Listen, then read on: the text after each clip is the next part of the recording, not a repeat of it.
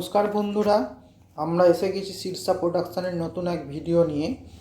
এখানে আমরা দেখব একটা নতুন রেফ্রিজারেটর, নতুন বললে ভুল হবে, একটা পুরাতন মডেলের রেফ্রিজারেটরে কিছু নো কুলিং প্রবলেম আছে এবং সেই নো কুলিং প্রবলেমটা কিসের জন্য হয়েছে এবং সেটা সম্পূর্ণ A to Z ভিডিও করে রেখে আমরা এর যে ফিল্টার ড্রায়ার যেটা রয়েছে সেটাকে আমরা ডিসকানেক্ট করব। দেখব কন্ডেন্সার থেকেও একই পরিমাণ তেল বেরোচ্ছে কিনা।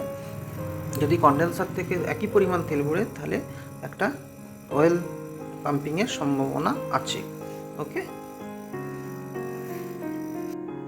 এরপর স্মল হ্যাকসো ব্লেড দিয়ে, দেখতে পাচ্ছ স্মল হ্যাকসো ব্লেড দিয়ে আমরা কি করব, যে ড্রায়ারটাকে পজিশন মতো জায়গা থেকে যাতে পরবর্তী ক্ষেত্রে আবার আমরা কি করতে পারি, ড্রায়ার জয়েন করতে পারি, সেরকম জায়গা রেখে ড্রায়ারটাকেও কেটে ফেলবো, তাতে কম্প্রেসার অয়েল পাম্পিং করছে কিনা সেটা আমরা বুঝতে পারবো।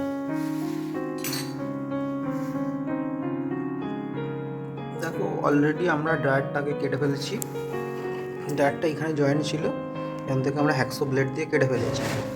এরপর যেটা আমাদের কাজ, ক্যাপিলারি টিউব থেকেও ড্রায়ারটাকে আলাদা করব। ওকে, তো তার জন্য ক্যাপিলারি টিউবটা এইভাবে এর সঙ্গে দেখো লাগানো রয়েছে, দেখে আমরা ডিসকানেক্ট করব। তো দেখো অলরেডি ড্রায়ার কেটে ফেলার পর এর সঙ্গে কী রয়েছে, ক্যাপিলারি টিউব। ক্যাপিলারি টিউবটাকেও আমরা ডিসকানেক্ট করব।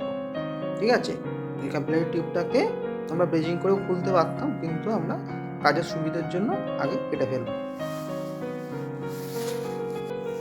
তো দেখো আমরা ক্যাপিলারি টিউবটা এখান থেকে অলরেডি কেটে ফেলেছি, ড্রায়ারটা আলাদা হয়ে গেল, এটা রিজেক্টেড হয়ে গেল। এরপর আমরা চালিয়ে দেখব যে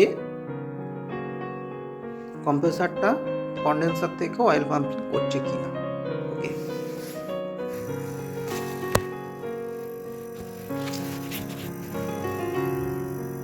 দেখো দেখতে পাচ্ছ এখানে আমরা কম্প্রেসারটা অলরেডি চালিয়ে দিয়েছি, দিয়ে এর যে কন্ডেন্সারের আউটলেট সেখানটা করে আমরা কি করছি, ফ্লাশিং করার চেষ্টা করছি।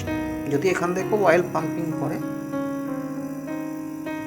ঠিক আছে, তাহলে কম্প্রেসারটা অয়েল পাম্পিং হওয়ার একটা সম্ভাবনা আছে।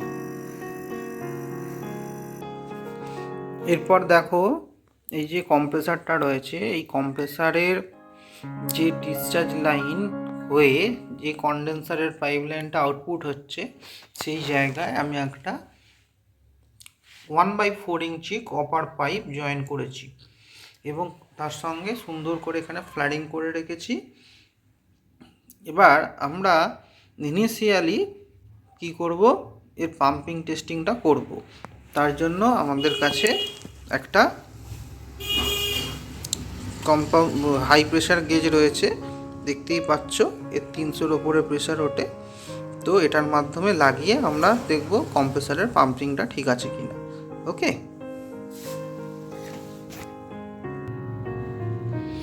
দেখো এর যে কন্ডেন্সারের আউটলেট সেই জায়গায় আমি ব্রেজিংয়ের মাধ্যমে ফ্ল্যাডিং করে হাই প্রেশার গেজ লাগিয়ে ফেলেছি। আমরা এবার দেখব এর পাম্পিং এফিসিয়েন্সি ঠিকঠাক আছে কি না। ওকে, তো তার জন্য মেশিনটিকে চালাতে হবে, আমরা চালাই। তো আমরা প্লাগ পয়েন্ট অলরেডি জয়েন করে ফেলেছি। এবার দেখো আমরা মেশিনটাকে চালাবো এবং তার সঙ্গে সঙ্গে এর পাম্পিং এফিসিয়েন্সি ঠিক আছে কিনা এটা চেক করে দেখব। ওকে, তো মেশিনটাকে চালাই।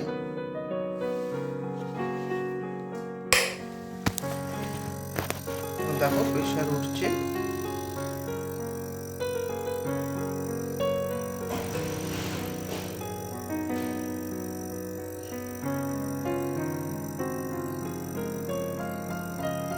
প্রেশার বেশ ভালোই উঠছে।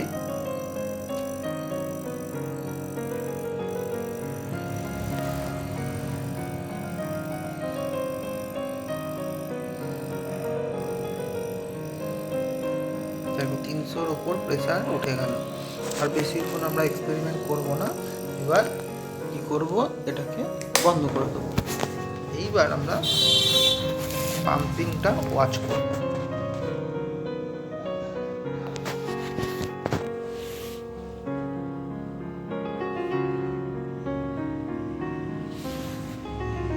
দেখা যাক প্রেশারের কি অবস্থা। দেখা যাচ্ছে প্রেসার আস্তে আস্তে ফল করছে।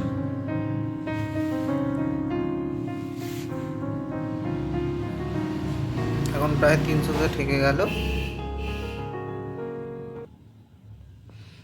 এখন প্রেসার প্রায় 300-তে ঠেকে গেছে, আস্তে আস্তে কমছে প্রেসার।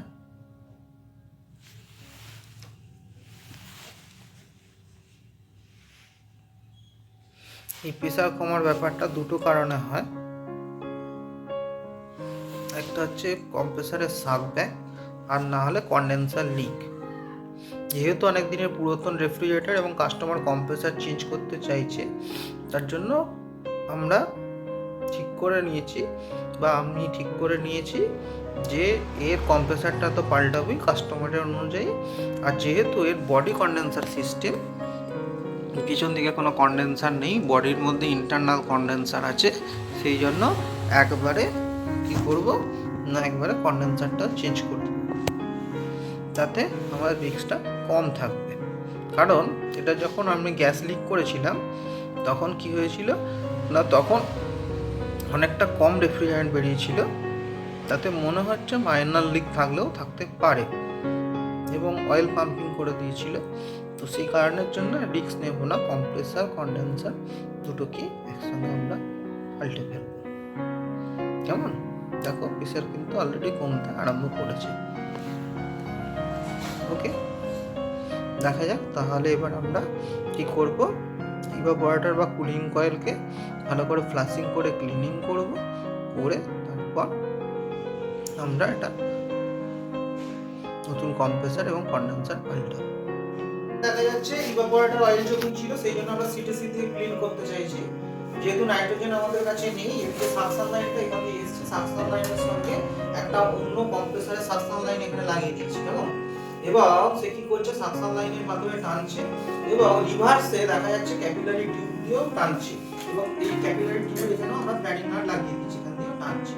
তো টোটালি অয়েল ইভাপোরেটরের মধ্যে যে অয়েল আছে এটা ক্লিন করতে গেলে আমরা কি করব, ফ্লাশিংও করতে পারি, প্লাস কেমিক্যাল বা সিডিসির মাধ্যমে করতে পারি। তো আমার কাছে কার্বন টেট্রাক্লোরাইড বা সিডিসি রয়েছে, ওই সিডিসিটা আমরা কি করব, এর মধ্যে আগে দিয়ে দেব। কেমন? দিয়ে সব সিডিসিটাকে আমি টানাবো। দেখো এখানে একটা পাত্র নিয়েছি বা জায়গা নিয়েছি, এর মধ্যে আমি অর্ধেকের বেশি ঢেলে দিলাম, দিয়ে বাকি সিডিসিটা রেখে দিলাম। অতখানি যদিও লাগবে না, ঠিক আছে, কিছুটা রেখে দিলাম। দিয়ে এবার এটাকে আমি কি করবো, এর মধ্যে ঢুকিয়ে দিচ্ছি। দেখো সব সিডিসিটাকে টেনে নেব।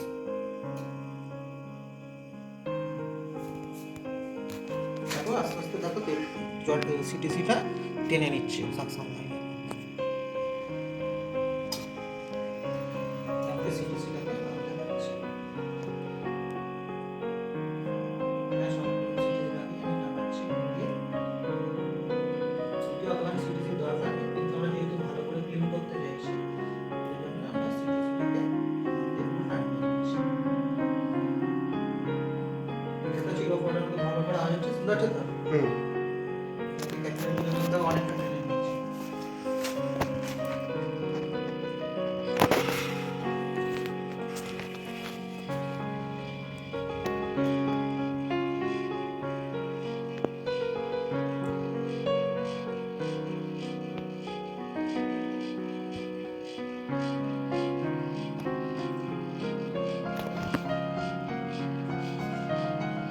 এটা টেনে নিয়েছো না?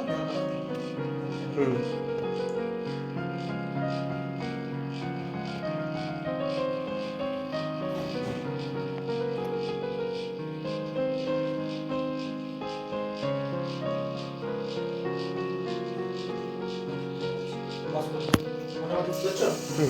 এরপর দেখা যাচ্ছে যে ডিসচার্জ লাইন, তার সঙ্গে আমি এটাকে লাগিয়ে দিলাম। তো ডিসচার্জের প্রকারে লাগিয়ে দেবে, এখান দিয়ে যত দিয়ে ময়লা যা আছে সব করে দিয়ে দিব।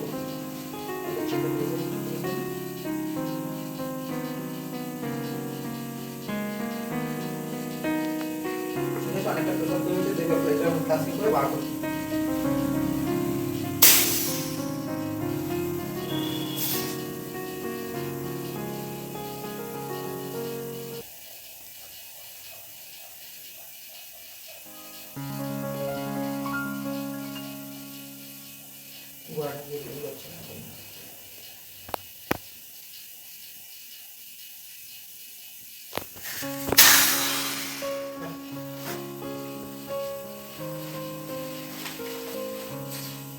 কে বারবার হচ্ছে বুঝতে পারলে? বুঝতে পেরেছি। হাতটা সরিয়ে দিন।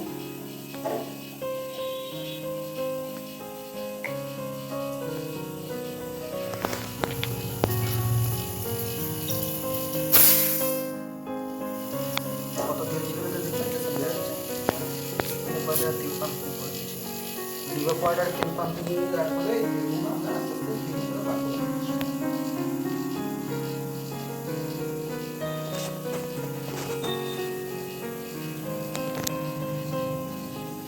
ঠিক আছে, এইভাবে ক্লাসিকের মাধ্যমে লিভার পয়েন্টারের ইন্টারনাল ফিনিশিং করে দিচ্ছি, যত তেল আছে সব বেরিয়ে যাচ্ছে।